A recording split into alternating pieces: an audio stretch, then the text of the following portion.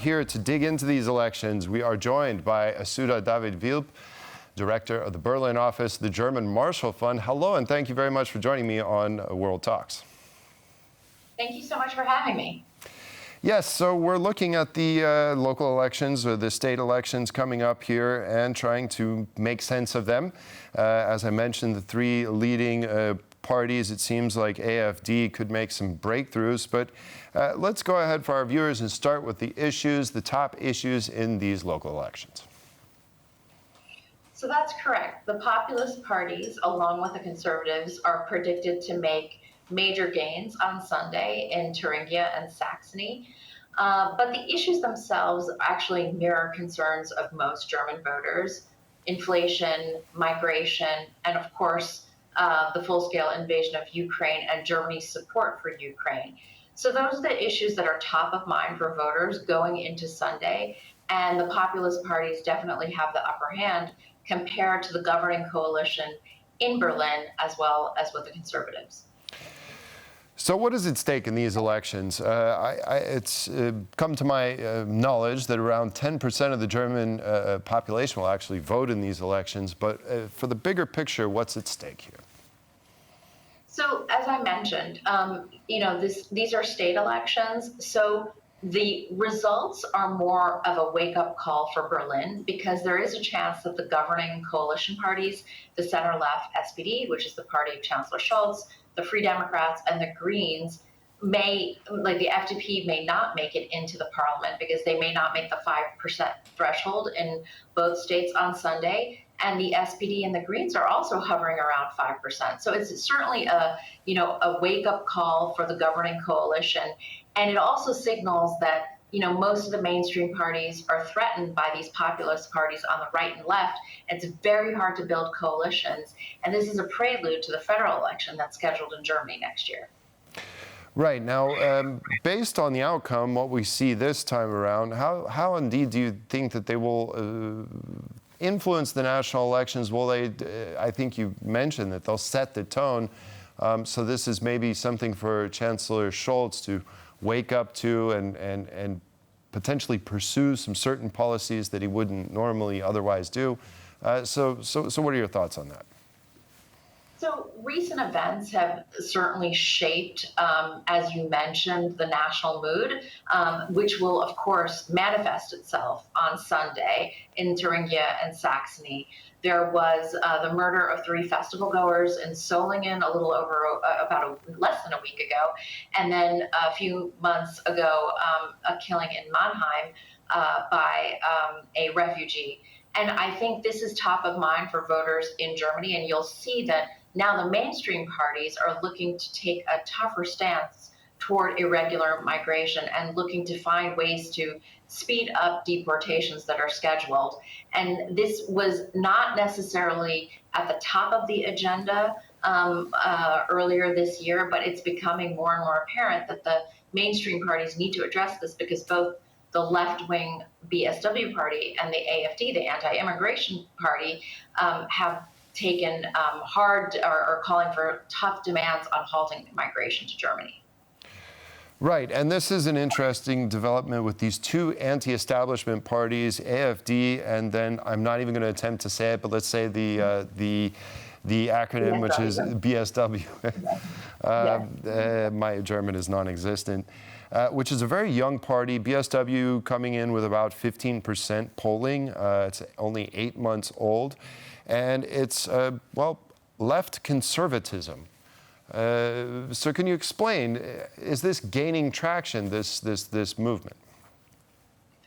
Well, the irony is, it is, upstart party, new on the scene, but the leader of the party is well known in German politics. Sahra Wagenknecht was a member of the Communist Party before the wall came down, and also was a member of the Left Party in Germany. But she basically broke off from the Left Party and started her own party, which, unlike the Left Party, has taken a tougher stance on migration and has also been very vocal on not sending weapons to Ukraine and fear of, escalating vis-a-vis Russia.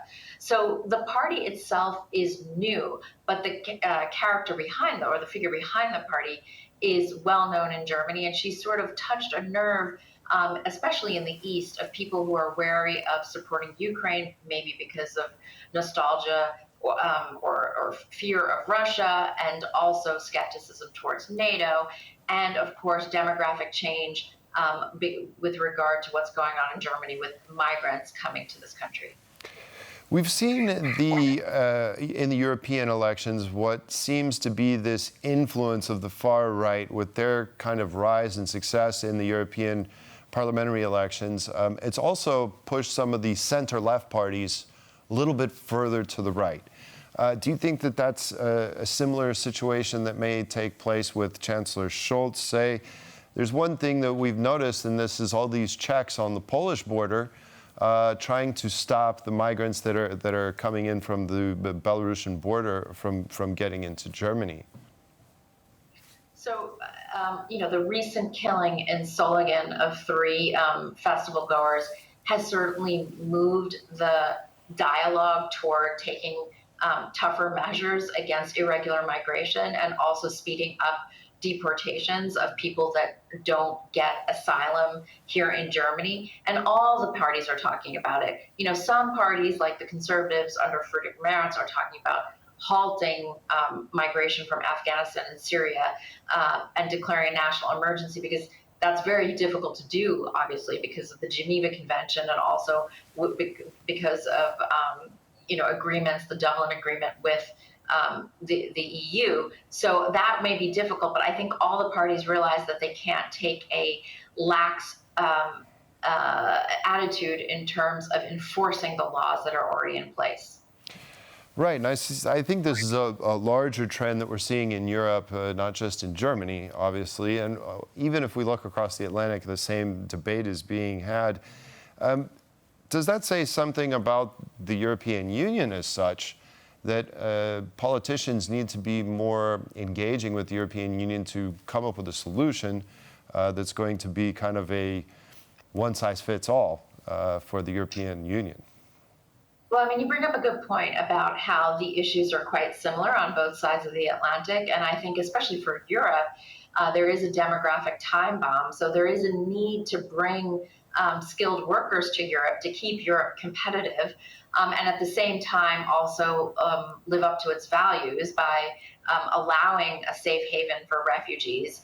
But this is opened a door to populist parties on the left and right here in Germany. I think policymakers need to figure out how to address demographic change among voters and let people know that Europe needs skilled workers in order to remain an economic force in the world economy, but at the same time also understand voters' fears that with migration, it's also necessary to integrate in order to not have incidents like Germany has been experiencing in Solingen and Mannheim earlier in the year. Right. Now, do you think these incidents fuel voters to look towards these alternatives, whether they be more farther on the left or, in AfD's case, more further on the right or far right?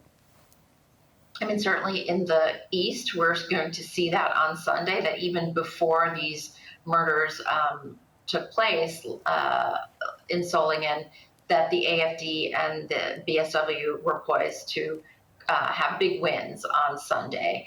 But the AfD has also reached a position where it's a force to be reckoned with on a national level.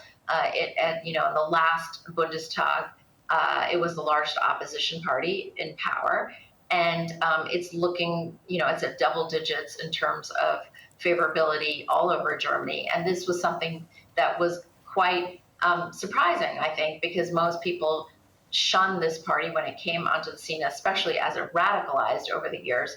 But it's found a place in the German political party system in Germany. One final question about AfD.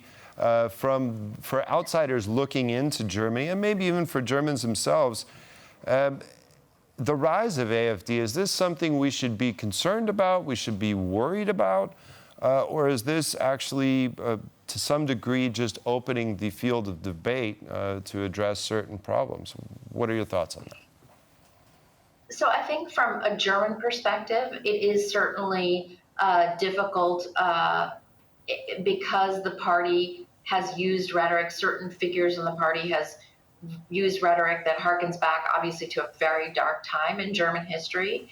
At the same time, Germany, like other Western democracies, now have parties on the far right. The issue is, will this party moderate over time? Because right now the AfD, hasn't even found a home among other right-wing parties.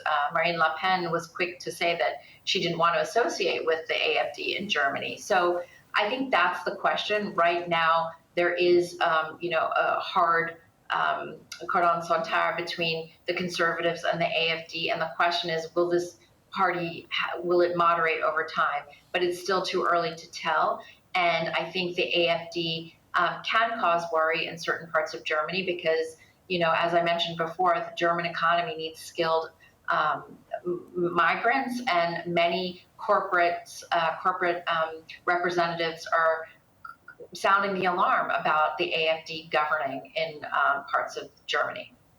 Yes, and this would be the first time that a far-right nationalist party would win in such elections since World War II, so something definitely we'll be paying attention to. Sudha David-Wilp, director of the Berlin office at the German Marshall Fund, thank you very much for joining us today on World Talks. Thank you so much. And that concludes this edition of World Talks. Thank you all for watching, and stay with us for more here on TVP World. Goodbye.